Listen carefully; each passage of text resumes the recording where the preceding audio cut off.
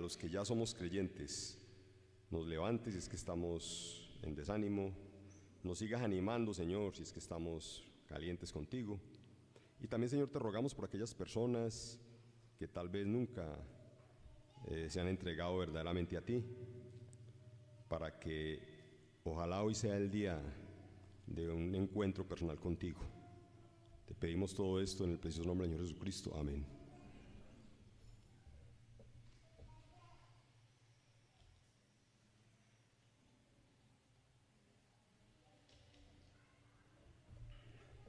Continuando con la serie del estudio de Apocalipsis, que empezamos en el mes de noviembre del año 2019, vamos a trabajar hoy un tema que es bastante fuerte, diría yo. Es el capítulo 20, versículos del 11 al 15. Es el juicio del gran trono blanco y el lago de fuego. Dice Apocalipsis 20, del versículo 11: y vi un gran trono blanco y al que estaba sentado en él, delante del cual huyeron la tierra y el cielo, y ningún lugar se encontró para ellos. Y vi a los muertos, grandes y pequeños, de pie ante Dios, y los libros fueron abiertos, y otro libro fue abierto, el cual es el libro de la vida. Y fueron juzgados los muertos por las cosas que estaban escritas en los libros según sus obras. Y el mar entregó los muertos que había en él, y la muerte y el Hades entregaron los muertos que había en ellos. Y fueron juzgados cada uno según sus obras. Y la muerte y el Hades fueron lanzados al lago de fuego. Esta es la muerte segunda. Y el que no se halló inscrito en el libro de la vida fue lanzado al lago de fuego. En el imaginario popular colombiano hay tres posibles estados después de la muerte. Uno es el infierno, ¿cierto? Condenación. El otro es el purgatorio. Dice que la oportunidad de usted mejorar, si fue alguien pecador, para que después, a base de mejoritas y de penitencias y cosas de esas, vaya al cielo. Y el cielo, pues obviamente, es la presencia de Dios y su perfección. Es más, los mismos católicos, yo me he dado cuenta que alimentan eso. Cuando los curas o cuando la gente hace una cosa que llama las novenas después de que alguien fallece. Y he escuchado esta como rezo: que Dios lo saque de penas y lo lleve a descansar, refiriéndose al muerto. En la obra literaria La Divina Comedia, escrita por el italiano Dante Alighieri, aparece esta idea de infierno, purgatorio y cielo. La obra fue escrita más o menos por el año 1300 después de Cristo.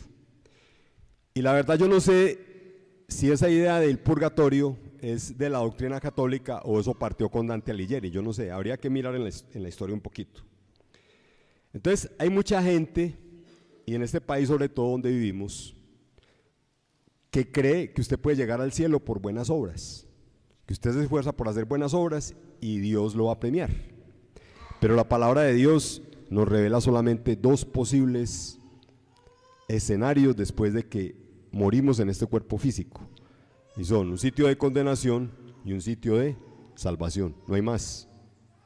Usted en la palabra de Dios, lo invito para que la escudriñe, no encuentra por ninguna parte la palabra purgatorio, ni eso de que después de que usted muere lo van a sacar con rezos de allá o lo van a sacar con indulgencias y penitencias y cosas de esas, eso no existe. Jesucristo habló muy claramente de solamente estos dos posibles destinos para los seres humanos después de morir. Miremos Lucas 16, el Evangelio de Lucas, capítulo 16, desde los versículos 19 al 31. No es una parábola, es una historia que Jesucristo cuenta. Dice Lucas, capítulo 16, del versículo 19. Había un hombre rico que se vestía de púrpura y de lino fino y hacía cada día banquete con esplendidez. Había también un mendigo llamado Lázaro que estaba echado a la puerta de aquel, lleno de llagas, y ansiaba saciarse de las migajas que caían de la mesa del rico, y aún los perros venían y lamían las llagas. Aconteció que murió el mendigo y fue llevado por los ángeles al seno de Abraham, y murió también el rico y fue sepultado. Y en el Hades alzó sus ojos, está hablando del rico, estando en tormentos, y vio de lejos a Abraham y a Lázaro en su seno. Entonces él, dando voces, dijo: Padre Abraham, ten misericordia de mí y envía a Lázaro para que moje la punta de su dedo en agua y refresque mi lengua, porque estoy atormentado en esta llama. Pero Abraham le dijo: Hijo, Acuérdate que recibiste tus bienes en tu vida y Lázaro también males, pero ahora este es consolado aquí y tú atormentado. Además de todo esto, una gran cima está puesta entre nosotros y vosotros, de manera que los que quisieren pasar de aquí a vosotros no pueden, ni de allá pasar acá. Entonces le dijo, obviamente estamos hablando del rico, te ruego pues, Padre, que le envíes a la casa de mi padre. Está hablando pues que le dijera a Lázaro que lo llevara allá a la casa del padre de él. Porque tengo 5 hermanos para que les testifique a fin de que no vengan ellos también a este lugar de tormento. Y Abraham le dijo, a Moisés y a los profetas tienen, o sea, las escrituras. Óiganlos. Él entonces dijo, no padre Abraham, pero si alguno fuere a ellos de entre los muertos se arrepentirán. Mas Abraham le dijo, si no oyen a Moisés y a los profetas, tampoco se persuadirán aunque alguno se levante de los muertos. El mendigo murió, ¿cierto? Y fue llevado por los ángeles, dice que al seno de Abraham. El seno de Abraham en este caso es como el lugar donde estaba Abraham, ¿cierto? Y el rico, en cambio, después de morir, fue llevado al Hades. El Hades en muchas culturas es símbolo de infierno, en otras partes es el lugar de los muertos. Pero lo que relata aquí el Señor Jesucristo es que el seno de Abraham es un lugar de reposo, mientras que el Hades es un lugar de tormento. Es tanto el calor que está sufriendo este rico allí en el Hades, que le dice a Abraham, vea, dígale a Lázaro, que aunque sea moje la punta de un dedo en agua, para que venga y me la ponga en la lengua. Él solamente pega una gotica de agua, ¿cierto? Entonces, aquí el Señor Jesucristo empieza a dejar muy claro que solamente hay 2 sitios después de que el hombre muera de este cuerpo físico que tenemos. Un lugar de tormento y otro lugar de reposo. Y estamos hablando solamente a donde va el espíritu, porque hoy vamos a hablar de otra cosa aún más fuerte, y es que todos los seres humanos seremos resucitados, unos a perdición y otros, perdición o condena, y otros a la vida eterna con Dios. Entonces, contrario a la idea de un purgatorio, que es tan popular aquí en Colombia, donde las personas que pueden ir allá y entonces a punta de rezos y esas cosas los pueden sacar. Miremos, por ejemplo, lo que dice el Señor Jesucristo aquí en el versículo 26. Dice que hay 2 lugares, ¿cierto? Y el versículo 26 que dice, además de todo esto, una gran cima. Cima con S, no con C, con S. Una gran cima con S es como un pozo profundo, algo que no tiene fondo, ¿cierto? Como usted colocar 2 montañas y pararse una de las montañas y mirar hacia abajo y ni siquiera ver el fondo. Es una separación impresionante que hay entre los 2 sitios. Y dice que los que están en un lado, en el Hades, no pueden pasar al seno de Abraham ni viceversa, ¿sí? O sea, es imposible pasar de un lado al otro. Entonces, ese lugar espiritual, esos lugares espirituales, en un sentido es el lugar de los muertos. Según nos revela aquí la Escritura, después de que uno muere, ¿cierto? Después de que uno muere, su espíritu va a uno de estos 2 sitios. Eso es lo que dice el Señor Jesucristo acá, ¿cierto? O va a reposar en el lugar de Abraham, y el lugar de Abraham obviamente va a ser un lugar donde está Dios. O va a reposar, o no va a reposar, sino que va a atormentarse, a recibir tormento espiritualmente hablando, en otro lugar muy tenaz que el Señor llama aquí el Hades. También se enfatiza muy claramente en el versículo 25 cuál es el estado de cada uno de los 2. Dice el versículo 25 al final, pero ahora este es consolado aquí, está hablando de Lázaro, y tú atormentado. Eso es lo que dice el Señor Jesucristo. Entonces, ¿qué es lo que nosotros podemos deducir de estas escrituras? Que solamente hay 2 sitios. Solamente hay 2 sitios para nuestro espíritu, ¿sí? Después de que nosotros partamos, ¿cierto? De que este tabernáculo exterior, como llama la Escritura, o este cuerpo físico de sangre, de carne, de huesos, vaya a la tumba, ¿sí? Y otra cosa interesante también que el Señor nos revela es que va a haber resurrección.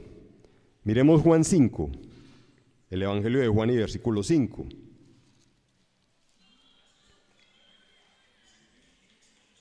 Juan 5 del versículo 25, ¿qué dice? Juan 5 del 25 al 29. Dice, de cierto os digo, y está hablando Jesús, viene la hora y ahora es, cuando los muertos oirán la voz del Hijo de Dios, y los que la oyeren vivirán. Porque como el Padre tiene vida en sí mismo, así también ha dado al Hijo tener vida en sí mismo. Y también le dio autoridad de hacer juicio por cuanto es el Hijo del Hombre. No os maravilléis de esto, porque vendrá hora cuando todos los que están en los sepulcros oirán su voz. Y los que hicieron lo bueno saldrán a resurrección de vida, mas los que hicieron lo malo a resurrección de condenación. ¿Quién está revelando esto? Jesús mismo. No solamente hay un estado espiritual, donde van las almas, van los espíritus, sino que después habrá una resurrección. Y una resurrección que va a tener también dos destinos. Un destino de salvación o un destino de condenación. ¿Y quién es el que va a hacer el juicio? Jesucristo mismo, ¿cierto? Según leemos ahí, el Padre le ha dado toda la autoridad para hacer el juicio. Hay diferentes ideas acerca de lo que pasa después de la muerte en este cuerpo físico que tenemos. Miremos algunas. Los que son incrédulos de Dios y que son también materialistas, que cuando muramos solamente serviremos para hacer abono o semilla, ¿cierto? Nos volvemos polvo, ¿sí? De hecho hay un dicho por ahí, ¿cómo es? Que para semilla nacemos, ¿cierto? Entonces cuando están muy bravos, no, es que a mí no me importa la muerte, al fin de cuentas para semilla nacimos. Pues sí, en parte tiene razón, pero el hecho de creer que solamente es eso, que solamente su vida y la mía es material, digamos que le da a ellos la libertad de no sentir la responsabilidad moral de dar cuentas por lo que hagan con su vida mientras estén en este mundo, ¿sí? Muchos viven en su propia ley y juegan con el pecado, ¿cierto? Otros tratan de vivir en su ética humana, su propia ética, ¿cierto? Sus propias leyes. Y algunos son tan atrevidos y ahora se están levantando mucho. Llaman a la Biblia como un discurso de odio e intolerancia. ¿Por qué? Porque allí no se acepta ni la fornicación, ni el homosexualismo, ni el lesbianismo, ni toda esa cantidad de cosas que últimamente cada día se promueven más, ¿cierto? ¿Por qué? Porque ellos dicen, no, pues podemos hacer lo que nos venga en gana, y disculpen la expresión, porque al fin de cuentas vamos a hacer de semilla, ¿sí? Y ellos creen entonces que la felicidad se obtiene solamente con el deleite de los placeres humanos, pero no solamente con ello, sino que también hay un desenfreno, ¿cierto? En cuanto al sexo, el alcohol, las drogas, su vida rumba permanente. Nosotros tenemos unos vecinos que cada vez que tienen platica o algo, hacen severas rumbas ahí y no dejan dormir a nadie, porque esa es la vida para ellos, para eso viven, ¿cierto? Pero ¿qué dice la Escritura? Dice Eclesiastés 12:7, el polvo vuelve a la tierra como era, y el espíritu vuelve a Dios que lo dio. O sea, tienen en gran porcentaje razón de que sí, esta parte material que nosotros tenemos, que es nuestros huesos, nuestros nervios, nuestra carne, nuestra sangre, sí, eso se vuelve polvo. Usted va y saca los restos de alguien que murió y, no sé, en 10 años creo que ya todo es polvo, ¿cierto? Y eso vuelve ahí, sirve para semilla. Pero, ¿qué pasa con el espíritu? Esa parte inmaterial. Porque nosotros estamos compuestos de una parte material que son nuestros miembros, lo que vemos, pero hay una parte inmaterial que llamamos los pensamientos y los sentimientos, ¿cierto?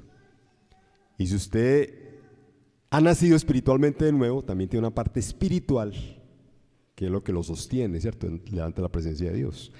Esa parte que es inmaterial es lo que en la Escritura llama el espíritu, y ese espíritu tendrá que volver a Dios. ¿Y cómo volver a Dios? Para dar cuenta de todo lo que ha hecho, ¿cierto? El Dios nos creó, el Dios creador, por misericordia de Él, por gracia de Él, existimos, pero nos da una vida para que nosotros veamos qué hacemos con ella, ¿cierto? Y da pautas muy claras en su palabra de cómo debemos vivir. Pero si cada uno escoge otro camino diferente, pues de todas formas tiene que ir a dar cuentas ante Dios. Eso es lo que dicen las Escrituras. Hay otro grupo. Están los que creen o sospechan que hay un Dios, ¿cierto? Yo en el trabajo muchas veces dicen, no, en lo que usted crea. O sea, ellos sospechan que hay un Dios. Si usted tiene creencias, cree en Dios, en lo que usted crea, sospechan que hay un Dios, ¿cierto? Pero siguen pecando libremente. ¿Por qué? Porque muchos de ellos que son muy religiosos tienen esa aspiración que cuando mueran se repita lo que han visto tradicionalmente, que lo entierran tal y hacen unas novenas, creo que son 9 días, ¿no? Pues yo nunca fui católico. Unos rezos, que el Señor lo saque de penas y lo lleve a descansar, y eso pagan plata y todo, para que la gente a punta de rezo lo saque de allá y lo ponga en el purgatorio y después lo lleve al cielo. Pero también están los que se creen muy buenos y correctos, ¿sí? Y creen que a punta de buenas obras pueden llegar al cielo, y es mucha gente. Son parecidos al hombre que Jesús menciona en Lucas 18, del 9 al 14, vamos allá. Lucas 18, del 9 al 14. La historia aquí de 2 hombres.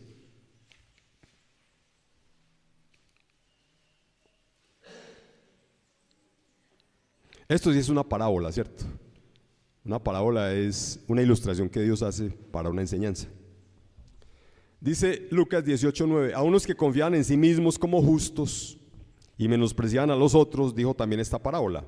2 hombres subieron al templo a orar, uno era fariseo y el otro publicano. El fariseo puesto en pie oraba consigo mismo de esta manera: Dios, te doy gracias porque no soy como los otros hombres, ladrones, injustos, adúlteros, ni aun como este publicano. Ayuno 2 veces a la semana, doy diezmo de todo lo que gano. Mas el publicano, estando lejos, no quería ni aun alzar los ojos al cielo, sino que se golpeaba el pecho diciendo: Dios, sé propicio a mí, pecador. Os digo que este, o sea el publicano, descendió a su casa justificado antes que el otro, porque cualquiera que se enaltece será humillado, y el que se humilla será enaltecido. Mucha gente se cree buena, realmente se creen buenos, porque creen que la maldad solamente está cuando usted comete grandes crímenes, grandes violaciones, grandes robos. No, realmente el publicano tenía la razón. Todos somos pecadores. Todos somos pecadores. Miremos que las Escrituras afirman esto una y otra vez. En Eclesiastés 7:20 dice: no hay hombre justo en la tierra que haga el bien y nunca peque. Eclesiastés 7:20. No hay ni una sola persona, por más que haga el bien, que deje de pecar. Todos somos pecadores. Pero también dice en Romanos 3:10, como está escrito, no hay justo ni aun uno. No hay ni uno solo que realmente se pueda justificar delante de Dios. Todos somos pecadores. Todos los hombres y mujeres somos pecadores. Mire, todos tenemos como mínimo pecados, algunos llaman pecaditos, no, son pecados. Podemos mentir, ¿cierto? Podemos pensar mal de otra persona y ser hipócrita. No expresarle en ese momento que estamos pensando mal de ella, pero internamente sí lo hacemos, ¿sí? A veces incluso podemos, en un momento de enojo o de ira, podemos odiar a alguien. Y eso es un pecado grave delante de Dios. Porque el Señor nos dice que tenemos que amar al prójimo, no odiarlo ni rechazarlo. Y yo diría que todos tenemos algún pecado que nos avergonzaría confesarlo delante de otra persona. Estoy seguro de eso. Algún pecado que a nosotros nos avergonzaría decir: vea, yo he pecado de esta manera. ¿Sí o qué? El otro problema que tenemos los seres humanos es que el pecado tiene consecuencias. ¿Cuáles son las consecuencias de los pecados? Romanos 3:23 dice: por cuanto todos pecaron y están destituidos de la gloria de Dios. Romanos 3:23. Llevándolo a nuestra vida práctica, por cuanto todos pecamos y naturalmente estamos destituidos de la gloria de Dios. ¿Qué es estar destituido de la gloria de Dios? Hombre, que si no vamos a estar en un sitio con Dios, allá con Abraham, pues vamos a estar en el otro lado. No hay sino 2 opciones. Dios ahí es lo que algunos matemáticos llamarían binario. Es uno o es otro, no hay más opciones.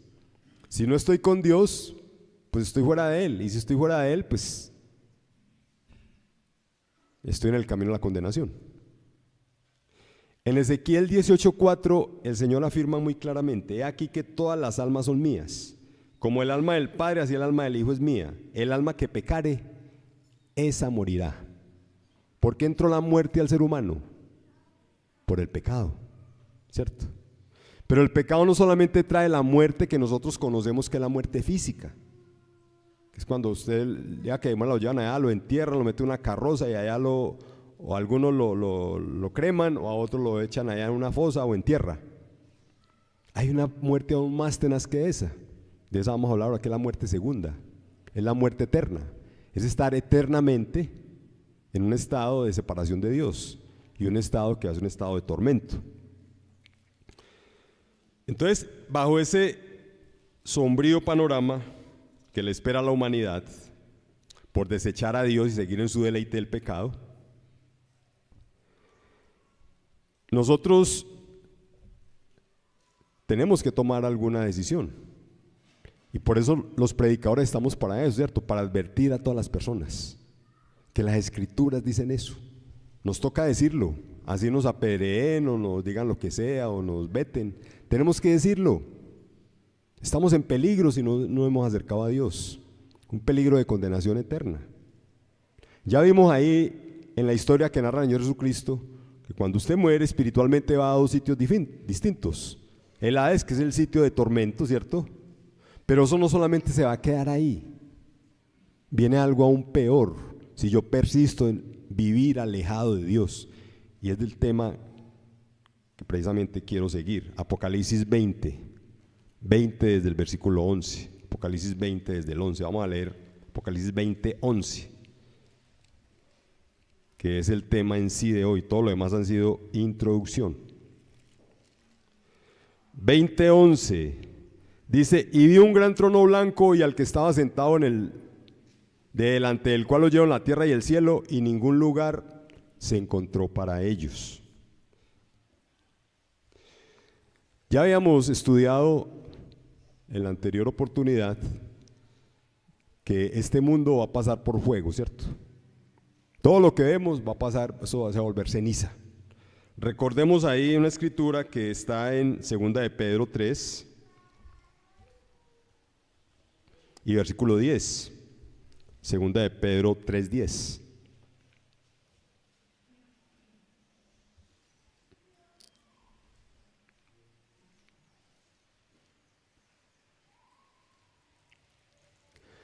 Dice: pero el día del Señor vendrá como ladrón en la noche, en el cual los cielos pasarán con grande estruendo, y los elementos ardiendo serán deshechos, y la tierra y las obras que en ella hay serán quemadas.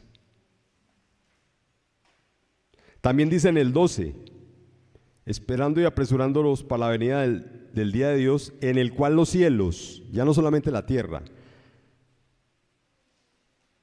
los cielos encendiéndose serán deshechos, y los elementos siendo quemados se fundirán. La tierra que nosotros conocemos, el cielo que nosotros vemos, todo eso va a quedar vuelto ceniza. Y aquí llegamos a un momento tremendo en la historia que Dios nos cuenta, cómo va a ser el futuro, donde literalmente ni el cielo ni la tierra que nosotros conocemos van a estar más. Dice que todo eso va a desaparecer. Mire, todo lo que hay en este mundo, todo va a ser quemado, ¿cierto? Yo me imagino cómo quedarán de aburridos. Bueno, eso ya lo habíamos estudiado allá en Apocalipsis. Cuando una ciudad, por ejemplo, como Dubái, tan hermosa, con tantos edificios, tantas cosas, todos esos parques de diversión allá en Orlando, Florida, y demás partes del mundo, y eso va a quedar vuelto ceniza. Eso va a pasar por fuego, porque Dios va a destruir este planeta Tierra, ¿sí? ¿Y qué va a pasar después de eso? Dice que Dios va a establecer un gran trono blanco, y Él se va a sentar ahí. Y según lo que hemos leído ahora en las Escrituras, el que va a estar sentado ahí va a ser Jesucristo. Se va a sentar como el supremo juez. Eso es lo que dice la Escritura. Entonces, ¿qué va a pasar? Miremos algunas cosas interesantes acerca de esto, que es la información y lo que queremos transmitir a muchas personas. Otros ya lo conocen, pero es importante conocer esto, hay que advertir. Dice el versículo 12: y a los muertos grandes y pequeños de pie ante Dios, y los libros fueron abiertos. Solamente hasta ahí. Cuando habla aquí de grandes y pequeños, está hablando de gente poderosa. Tal vez los que han sido presidentes, grandes magnates, gente reconocida a nivel mundial. A ella tendrán que estar parados ante el gran trono blanco, ¿sí? Y también los pequeños, gente común y corriente como usted y yo. Ahí se tendrán que parar, ¿sí? ¿Por qué razón? Pues porque tendrán que dar cuentas de lo que hicieron con su vida. Todos tenemos que dar cuenta en algún momento qué hacemos con nuestra vida, ¿cierto? Actualmente los gobernantes, después de la Constitución del 91 en Colombia, hay una parte que se dice rendimiento o rendición de cuentas. Cada instituto, cada ente gubernamental, cada funcionario, entonces lo llaman a uno, va a haber rendición de cuentas. La gente se puede presentar para la rendición de cuentas de tal funcionario, ¿cierto? Ahí tiene que decir, claro que yo no muestro sino lo bueno, obviamente. Lo malo lo investiga la Procuraduría y todas las IAS. Pero lo ideal es que ellos rindieran cuentas ahí de lo bueno y lo malo que han hecho, ¿cierto? El ser humano y los gobernantes, como son tan mentirosos, no muestran sino lo bueno. Todo es una maravilla. Pero allá los tapados, los chanchullos, eso no. Pero resulta que delante de Dios, ahí sí se va a presentar lo bueno y lo malo. Porque dice que los libros fueron abiertos. Cuando habla de los libros fueron abiertos, simplemente es que Dios va a pasar como la película de la vida a cada uno. Veas todo lo que usted hizo con su vida. Cada minuto, cada segundo de lo que usted ha hecho con su vida. Las veces, todas las embarradas que usted hizo, todos los pecados, vea, aquí están. Eso va a ser mostrado a cada uno, ¿cierto? Los libros fueron abiertos. Cada uno de nosotros tendrá que dar cuenta de lo que hizo. Pero tenemos que diferenciar algunas cosas muy importantes. Por ejemplo, para poder llegar a este estado y presentarse delante de Dios, dice más adelante, voy a adelantarme un poquito, dice que el mar también entregó los muertos que había en él, y la muerte y el Hades entregaron los muertos que había en ellos. Y fueron juzgados cada uno según sus obras. Dice el 14, y la muerte y el Hades fueron lanzados al lago de fuego. Está la muerte segunda. Quiero hablar un poquito de lo que es la muerte segunda. Habíamos hablado de la muerte primera, ¿cierto? Ahí en Apocalipsis 20. Dice Apocalipsis 25, atrasito. Pero los otros muertos no volvieron a vivir hasta que se cumplieron 1000 años. Esta es la primera resurrección. Bienaventurado y santo el que tiene parte en la primera resurrección. La segunda muerte no tiene potestad sobre estos. ¿Qué es la primera resurrección? La primera resurrección es que un día el Señor va a resucitar todos los creyentes, todos los que han puesto su confianza en Él. Y eso empieza incluso desde Primera Tesalonicenses capítulo 4, que muchas veces nosotros lo hemos citado acá y lo volvemos a citar. Primera Tesalonicenses 4:16. La gran esperanza que tiene la iglesia, ¿cuál es? El rapto, ¿cierto? La venida del Señor por su pueblo. Dice Primera Tesalonicenses 4:16, porque el Señor mismo con voz de mando, con voz de arcángel y con trompeta de Dios descenderá del cielo, y los muertos en Cristo resucitarán primero.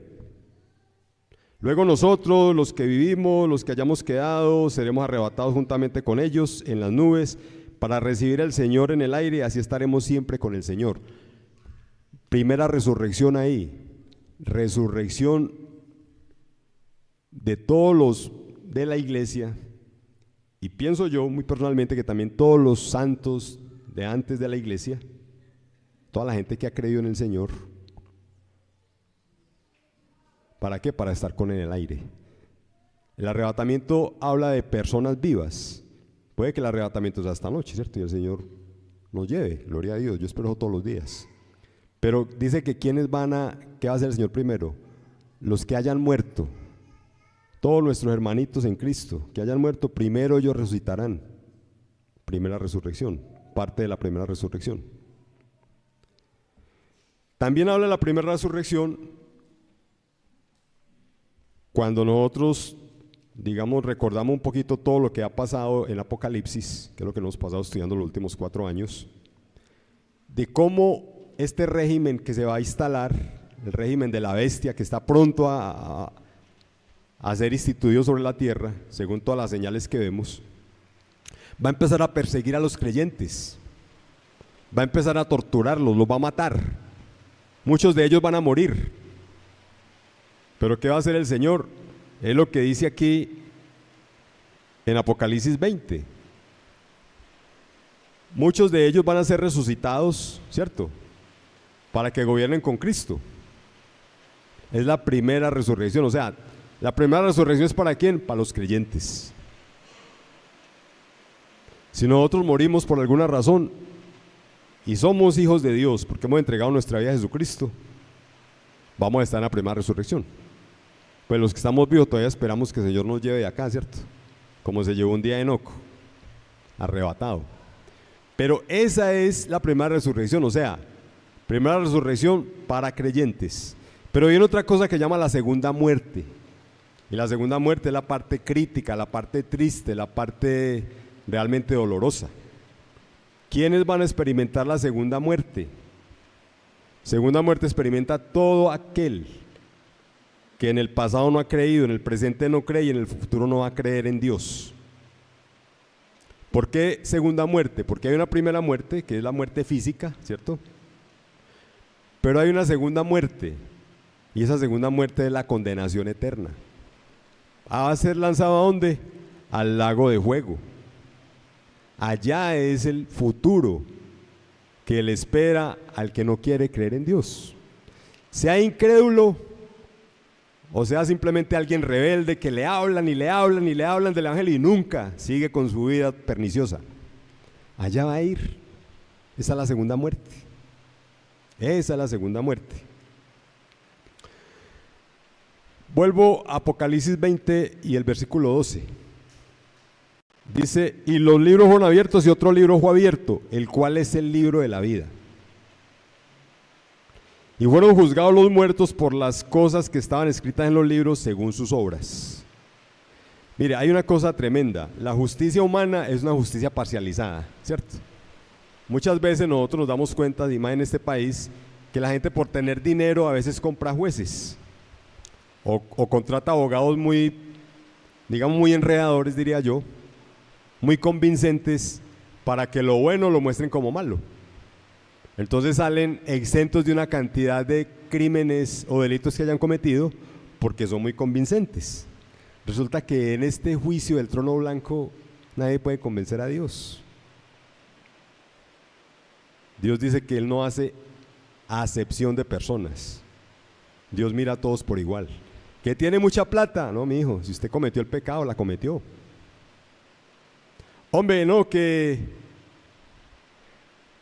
es que yo hice tantas buenas obras y todo esto, porque yo conozco gente que tiene mucho dinero, que son verdaderos impíos, pero ellos tienen fundaciones y allá hacen buenas obras, pero eso no les va a servir, eso no sirve. Dice que van a ser juzgados por lo que hayan hecho. Entonces surge algo aquí. Hay solamente una salida para no ir a ese gran juicio del trono blanco y se llama estar inscrito en el libro de la vida. Voy a leer nuevamente ahí.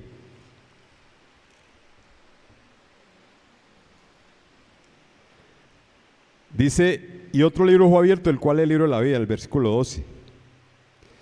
Luego dice en el versículo 15, el que no se halló inscrito en el libro de la vida fue lanzado al lago de fuego. El que no se halló inscrito en el libro de la vida. Entonces la pregunta lógica, ¿cuál es? Bueno, ¿cómo me inscribo yo en el libro de la vida, cierto? Para no ir a ese juicio, porque ese juicio va a ser para condenación. El juicio del trono blanco va a ser un juicio de condenación, indiscutiblemente. Ahí no hay chico de nada. Si usted llegó al juicio del trono blanco, es porque va a ser condenado. Es para eso. Porque el Señor le va a mostrar en detalle todo lo que hizo. como buen juez que es, tiene que mostrar las evidencias probatorias de la condenación. Solamente es eso, pero ahí no hay escapatoria. La única manera para el ser humano de escapar de ese lago de fuego, que es algo terrible, si es terrible para el rico estar allá en el Hades, espiritualmente, ahora físicamente usted le da un nuevo cuerpo para que usted esté quemando todos los días eternamente, eso debe ser algo horrible. Jesucristo habló muchas veces del infierno. Jesucristo dice, un lugar donde el fuego no se apaga y el gusano nunca muere. Es terrible eso, ¿cierto? Pero hay una manera de escapar de ese juicio del trono blanco y de ir al lago de fuego y de ese estado eterno de condenación. ¿Cómo somos inscritos en el libro de la vida? Entonces, si miramos las escrituras, vamos a Romanos 6 y el versículo 23. Allí el Señor nos explica cómo podemos salir de esa condición tan triste de condenación y cómo podemos quedar inscritos en el libro de la vida. Dice Romanos 6:23, porque la paga del pecado es muerte. Ya vimos, muerte eterna, ¿cierto? Mas la dádiva de Dios es vida eterna en Cristo Jesús, Señor nuestro. ¿Qué es la dádiva? La dádiva es un regalo. Dios le da un regalo al hombre para que el hombre no sea condenado por su pecado. Y quiero explicar un poco más acerca de esto, buscando otra escritura que es Juan 3, el Evangelio de Juan y el capítulo 3.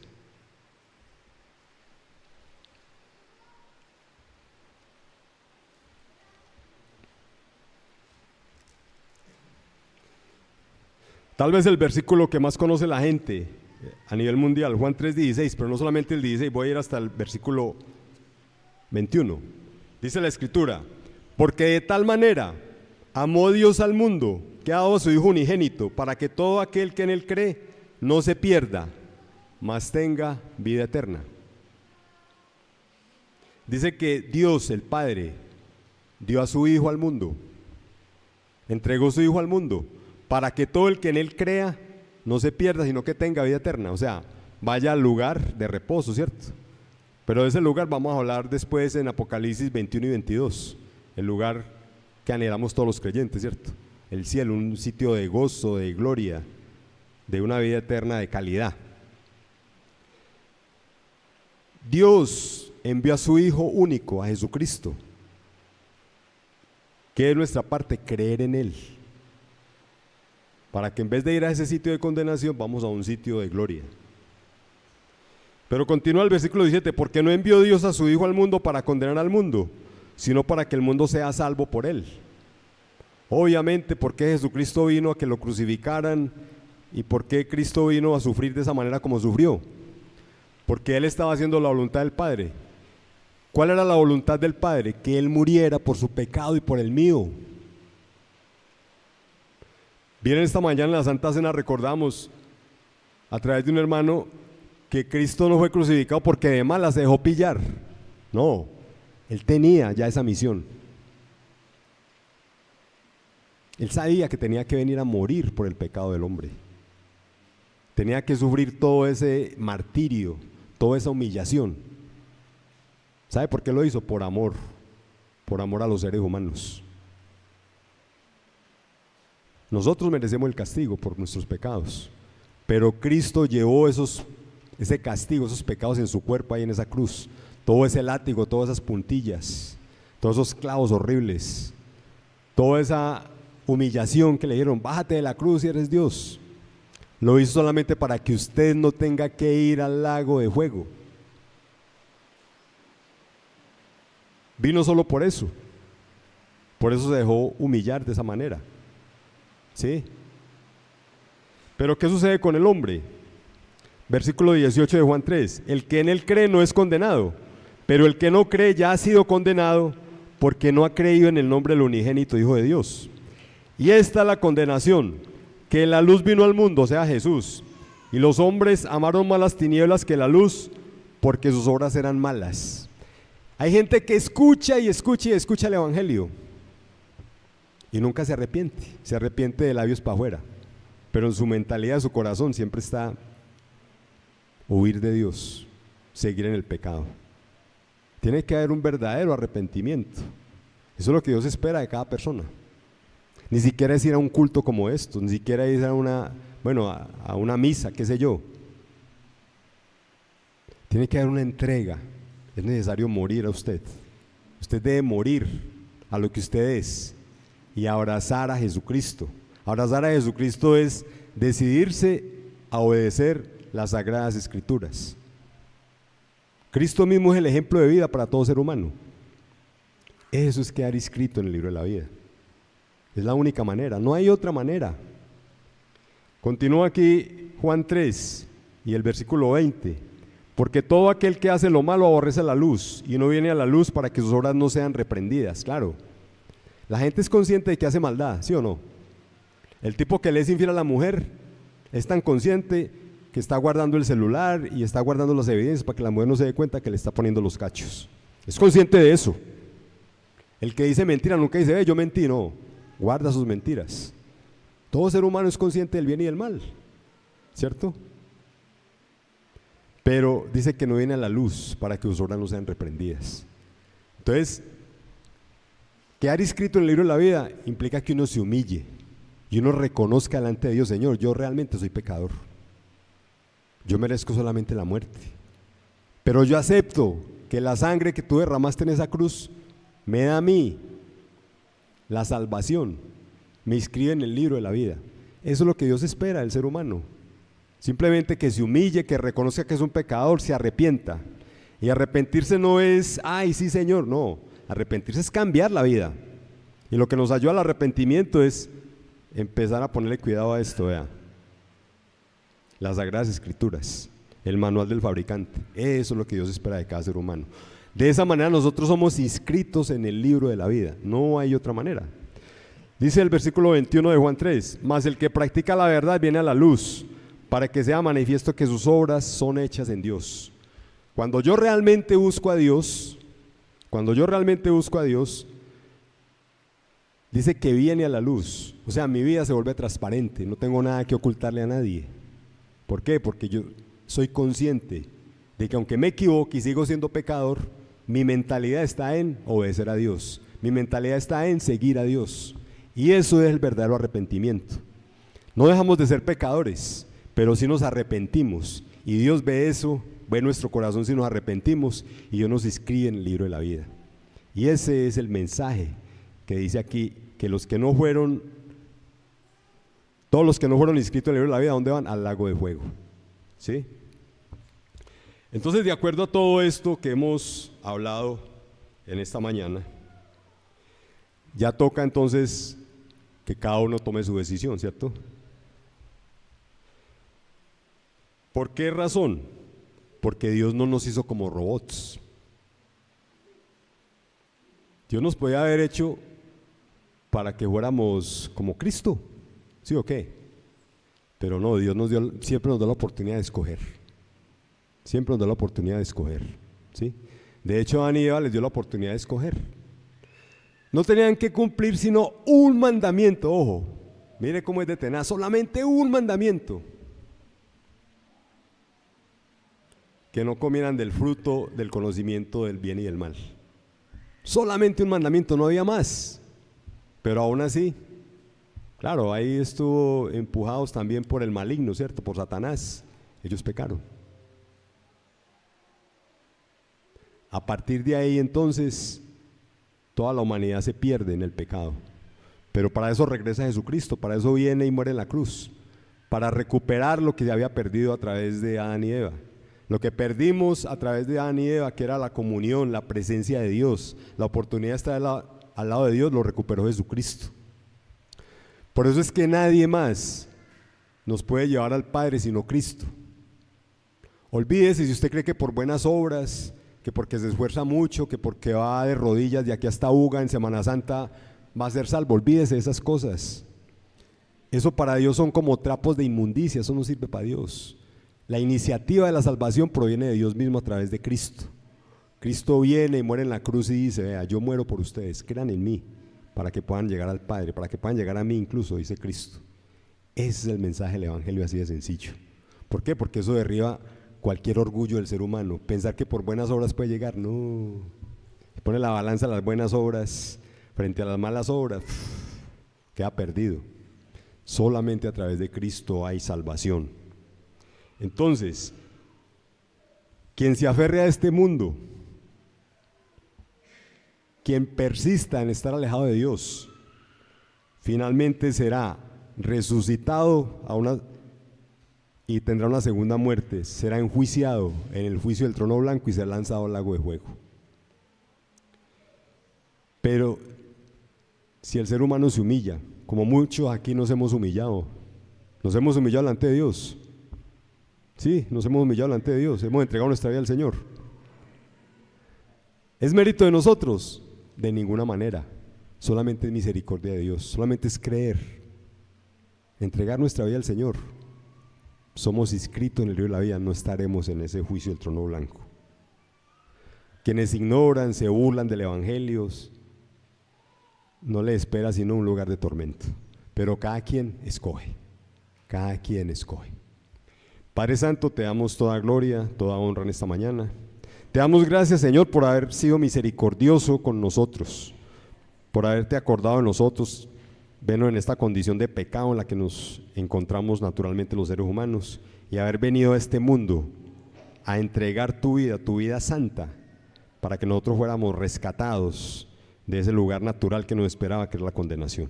Oh bendito Dios, nunca tendremos cómo agradecerte esta gran obra que has hecho por nosotros.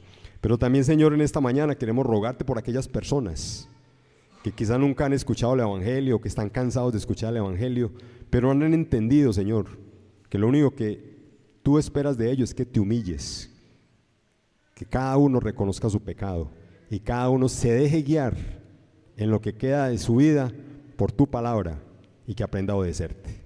Señor, rogamos para que esta palabra pueda llegar a ellos también. Te damos la gloria y la honra en el precioso nombre del Señor Jesucristo. Amén. Que Dios nos siga bendiciendo.